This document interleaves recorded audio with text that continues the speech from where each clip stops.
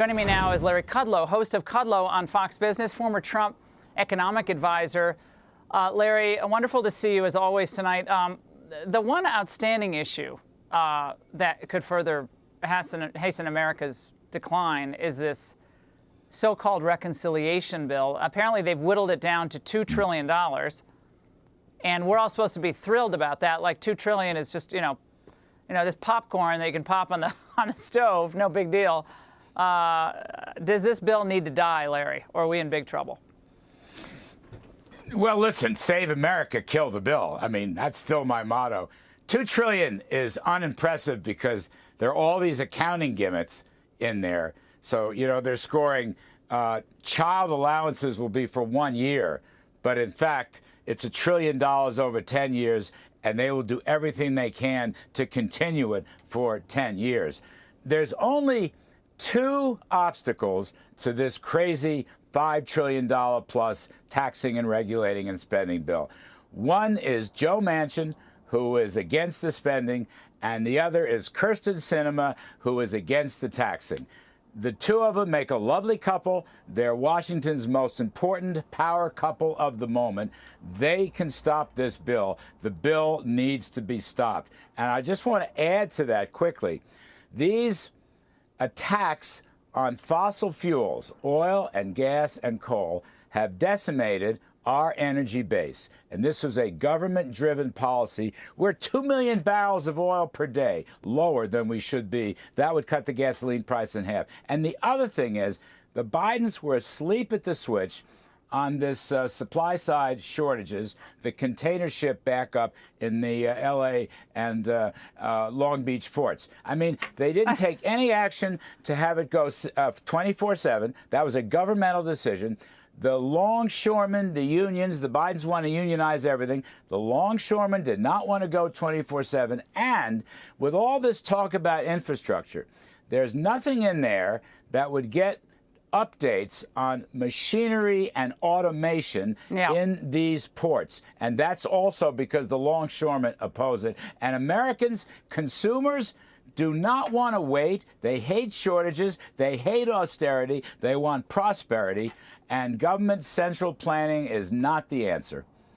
I mean, I'm thinking, again, about the fact that we were able to ramp up manufacturing in the United States in the 1940s, in a few years, 1930s and 1940s, to win the war. Okay, we could win the war with U.S. manufacturing might and our incredible, courageous servicemen. We could do that, but we can't get a bunch of cargo unloaded from some ships coming into our ports. It's unbelievable. What's happened to America? It's unbelievable. Are you kidding me? I know. It's a joke. I loved your opening because I think you're right.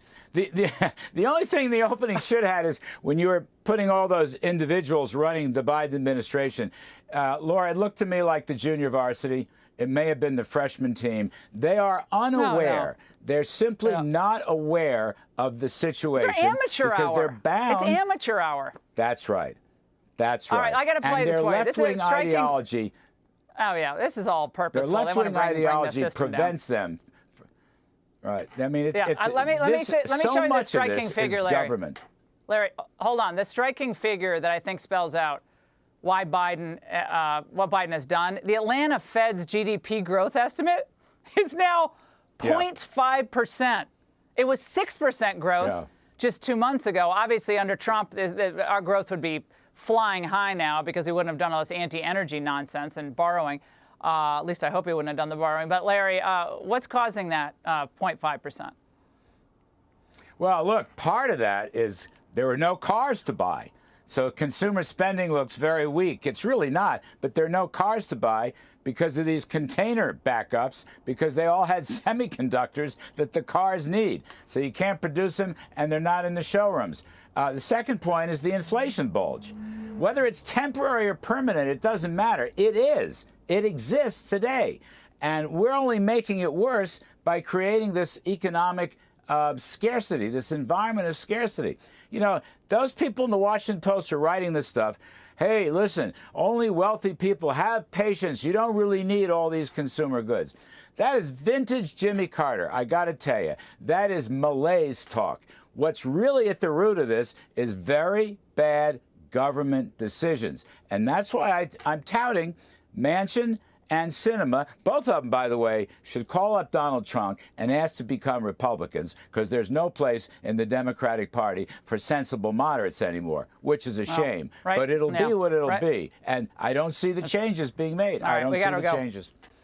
Now, well, Joe Manchin right now, if he goes along with this, he's actually working against the interests of the people of West Virginia. They want sensible policy. This is reckless policy. That's right. So, Joe Manchin, you're better than that. That's You got to right. be better than that. I think Kristen Sinema is better than that. Larry, thank you. Great to see you as always. Hey, Sean Hannity here. Hey, click here to subscribe to Fox News YouTube page and catch our hottest interviews and most compelling analysis. You will not get it anywhere else.